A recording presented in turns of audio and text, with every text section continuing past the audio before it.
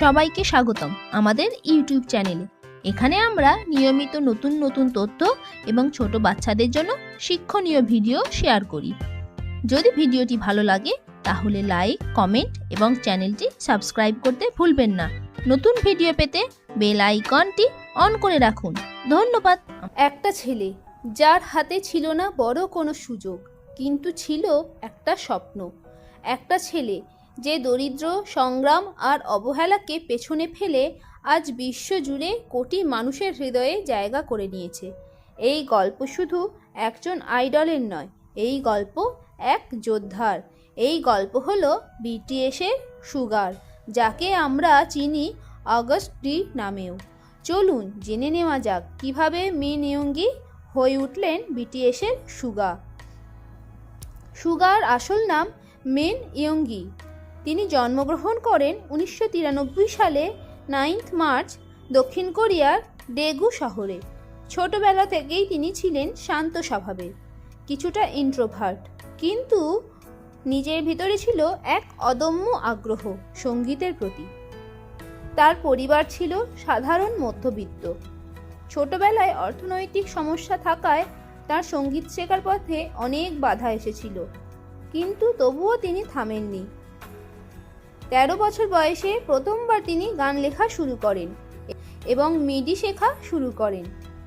তখন থেকেই তিনি নিজেকে একজন প্রযোজক হিসেবে গড়ে তুলতে চেয়েছিলেন। স্কুলে পড়ার সময় সুগা হিপ হপ মিউজিকের প্রেমে পড়ে যান। বিশেষ করে এপিক হাই ও স্টোনি সাং এর গান তাকে গভীরভাবে প্রভাবিত করেছিল। তিনি নিজেই গান লেখা, বিট তৈরি করা এবং রেকর্ডিং করা শুরু করেন। তখন তিনি গ্লজ নামেও পরিচিত ছিলেন আন্ডারগ্রাউন্ড মিউজিক সিনে। যখন তিনি big hit entertainment Bardhaman highway trainee হিসাবে যোগ দেন, তখন তার জীবন আরও কঠিন হয়ে ওঠে।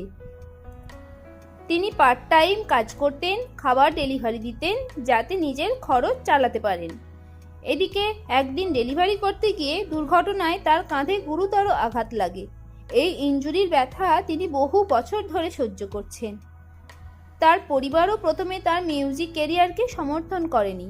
তারা চেয়েছিল তিনি স্থায়ী চাকরি করুক, কিন্তু সুগা নিজের স্বপ্ন ছাড়েনি। 2010 সালে তিনি বিগ হিটে অডিশন দিয়ে সিলেক্ট হন। প্রথমে তাকে একজন প্রযোজক হিসাবে নেওয়া হয়েছিল, কিন্তু পরে তাকে বিটিএসের একজন র্যাপার হিসাবেও করে তোলা হয়। 2013 সালে বিটিএসের সাথে ডেবিউ করেন নো মোর ড্রিম গান দিয়ে। সুগা বিটিএসের লিড র্যাপার এবং অন্যতম প্রধান প্রযোজক। তার লেখা ও প্রডিউস করা অনেক গান বিটিএসকে বিশ্বজুড়ে জনপ্রিয় করে তুলেছে। তার লেখা গানগুলোতে প্রায়ই দেখা যায় মানসিক স্বাস্থ্য, ডিপ্রেশন, সামাজিক সমস্যা ও নিজের সংগ্রামের গল্প। সুগা খোলাখুলি স্বীকার করেছেন যে তিনি ডিপ্রেশন, সামাজিক উদ্বেগ এবং আত্মসন্দেহের মধ্যে দিয়েই গেছেন। তার গান the last August D mixtape থেকে এই সংগ্রামের একটি শক্তিশালী প্রতিফলন। অগস্ট ডি হলো তার অন্যান্য পরিচয়ের মধ্যে একটি। 2016 সালে তিনি অগস্ট ডি নামে তার প্রথম মিক্সটেপ প্রকাশ করেন। এই নামে তিনি আরও স্বাধীনভাবে নিজের অনুভূতি প্রকাশ করেন। অগস্ট ডি মানে ডিটি, ডেগু টাউন উল্টো করে টিডি, সুগার উল্টো করে অগস্ট। সুগা বিটিএসের সাথে অসংখ্য পুরস্কার জিতেছেন: billboard music award, American music award, Grammy nomination.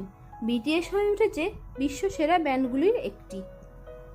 বাইরে থেকে শান্ত, ঠান্ডা স্বভাবের মনে হলেও সুগার ভিতরে ভীষণ যত্নশীল ও দয়ালু।